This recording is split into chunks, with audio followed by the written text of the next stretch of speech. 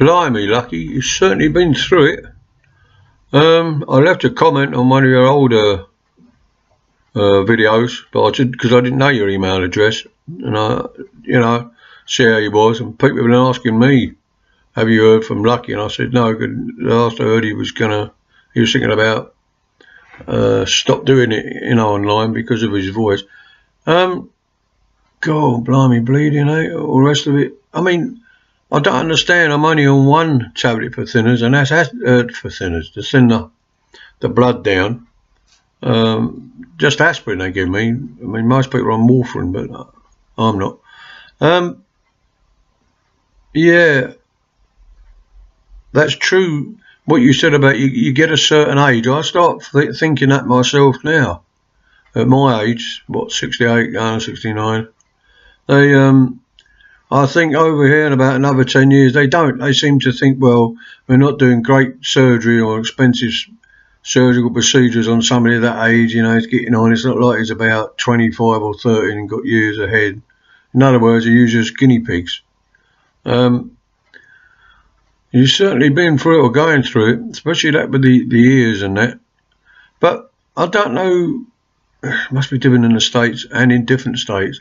Why they give you so many tablets to thin the blood? I mean, they've done it maybe because of all the heart problem stuff. You've certainly been through it. God, I was bleeding from all that lot. I mean, it must have scared you. But I love your attitude, though. You're going to do what you want and bollocks on them, I only have one doctor, and normally I only have one doctor in the UK, unless the doctor's on holiday or sick themselves, and you see one of the others. But I know them all. I've known my lot for about 14 years. Sometimes they get on my nerves. I think, shall I change? But then they know my case. They know me so well. And a lot of other things they fix, like all the ulcers out on my legs and that. Yeah, that is quite a long video you did, and I was wondering when I was watching. I just watched it. I wondered what the strain on your voice was then, for the bleeding and that. I mean, when they say the blood's thin because of too much tablets they've given to thin the blood, I don't know how that works. I mean, normally you have a wound cut or whatever and the blood comes out, so it must have been the internal organs, because normally they say it's a cut and in your throat, you think, well, I haven't cut myself, I swallowed a razor blade. Internal bleeding can happen when things get ruptured, don't they? But I mean, I've never heard of someone have so much stuff bleeding in so many places at once, bleeding out. But I love your attitude, though. I really love your attitude. You're going to go to the RV and drive and do what you want to do, That's it. I mean, especially the last few years, I've got to the stage where I'm going to do what I like, I mean, mind you, I've made a bollock up this time because I've got quite a bad nose cold. Now, years ago, I used to take a drug called Piriton, for hay fever, and it dries your nose up. So they keep saying, oh no, you can't have that anymore. Anyway, I went into a different chemist and said, oh, that's from your daughter, not me, she's not diabetic. Well, it stopped the nose all right, but I couldn't keep my eyes open. God knows how long it lasts. I took that this morning before I had breakfast about 7 o'clock, and by 8 o'clock I'd eaten and I sort of couldn't keep my eyes open. So I went back to bed. When did I wake up? I don't know, because the wife actually got up before me.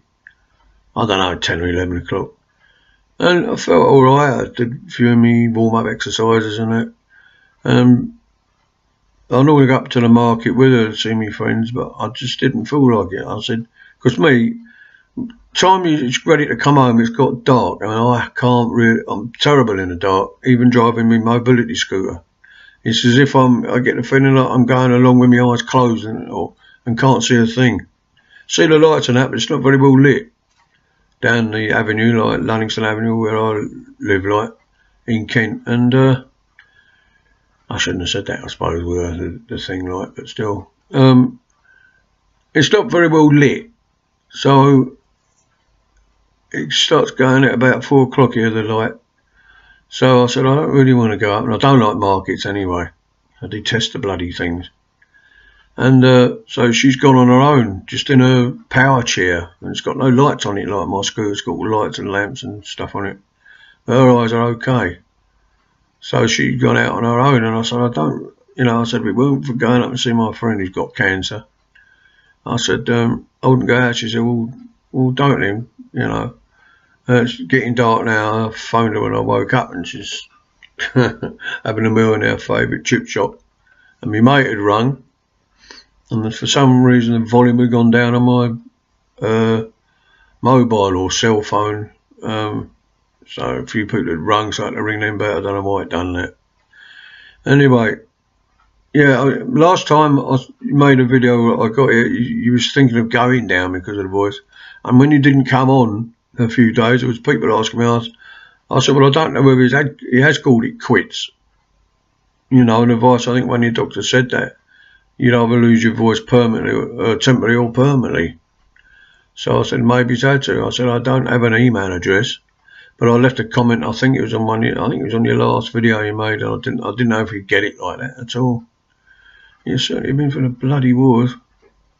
But it's true. I mean, like you say, you saw a lot of people die. Well, I worked as a hospital porter at 4 different hospitals, about 15 odd years, and I took a lot of people out to the mortuary, dead, and you had to take them from the wards. A few I was holding around when they died. It was unusual because porters didn't get that involved, but I'd worked in small hospitals and great big hospitals. Like, I don't know if you've ever heard of King's College Hospital.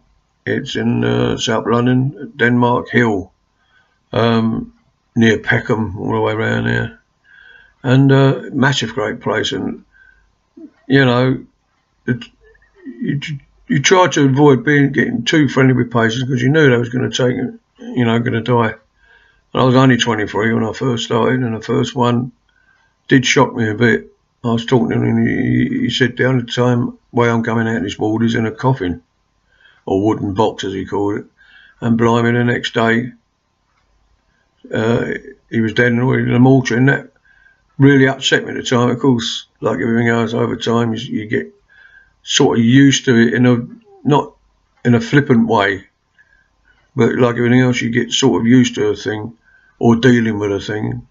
I took so many bodies out over 15 years, The only one I didn't take out was a child, because I think that would have cracked me up. Porter I knew, he was a big, what you call a big tough bloke, and he had to take a child's body out in a little coffin, and that, he said, made him cry his eyes out. He said, a child. He'd only just had a kid himself. So, it got to him. I think I had a kid then, I'm not sure.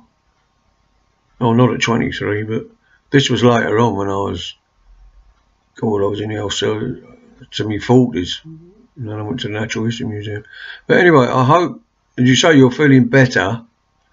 It's the flaming doctors. As you say, I liked the bit when you said I was all right till you started curing me. Funny enough, that sort of does happen, I mean, I felt fine. I mean, I'd got very fat. I think I was about 20 stone then, and I went to the hospital for something else, and they said, "Oh no, you haven't got it." I can't think what I went there for. She said, "But you're diabetic," and that's before I worked in hospital.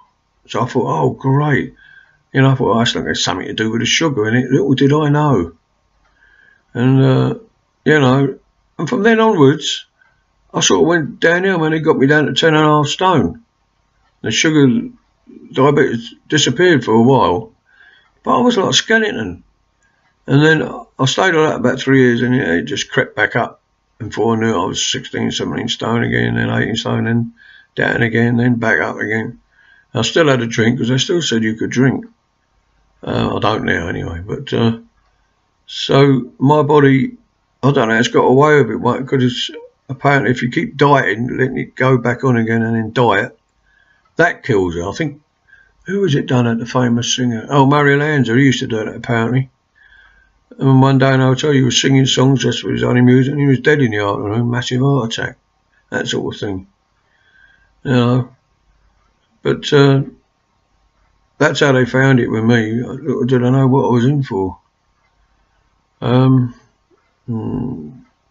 on a brighter side, I got OCD pretty bad, and I sent away. I joined this OCD club. I don't know if anyone else is, or you know, has got OCD.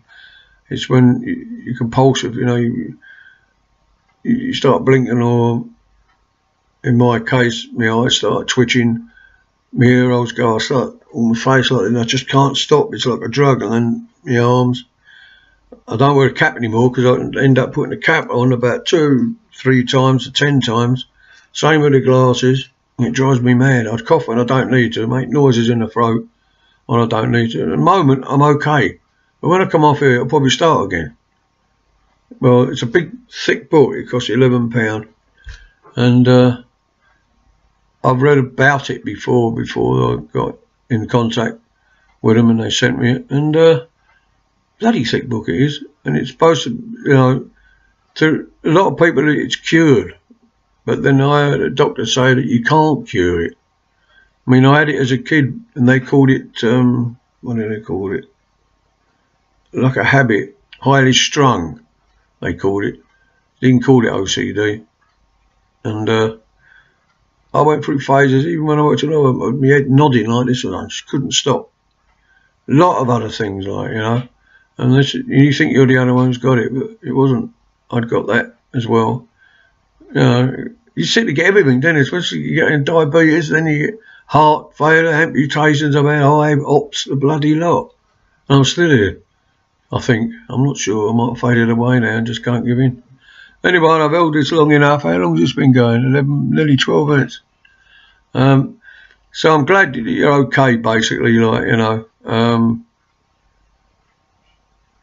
Yeah, I hope you've got many more years the same as me, because I enjoy your videos. Let's put me off my track now, because my daughter just suddenly walked in from the kitchen. Can you see that hand? So, wow, not so loud. She's got to lose weight. She's deaf.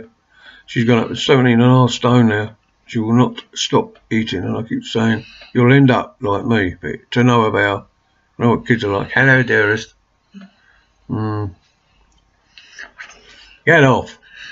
Oh, you hurt my finger there. Yeah, so I'm going to go now. I just made a silly little video. I don't know if it's gone up. Well, I uploaded it. Hound on. I started singing a bit of Presley Hound. Get off. But I'll have to get my new black guitar out soon and write a few songs on that. It's like I did on the ukulele. Right, I will catch you later on. I look forward to many more of your videos, and I hope you are living a lot better than you are now, because your attitude helps as well. So I will see you, you know, on your next one. She's being silly again, the little bugger. What can you do with kids, eh? 21 going on 10, this one. Right, so before I forget my track, I saw that. Get me track. He puts me right off this kid, you know, like, get off. Yeah, I hope the fingers are the right way round like Churchill's was and all. Well, carry on. What? The other half, when she's ill, all she does is keep blooming laughing and having goes at me, and this one comes out and does all this. Are you finished? A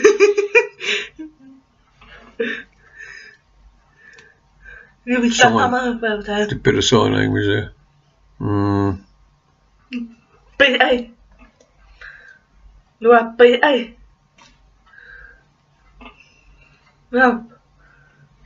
Anyway, I'll go now, Lucky, before I get completely smashed up. And not with drink either. So I'll catch you further, mate. As used to say on that road down the line. Blimey, oh God. I hope that's to me, not you. Have you finished? Right.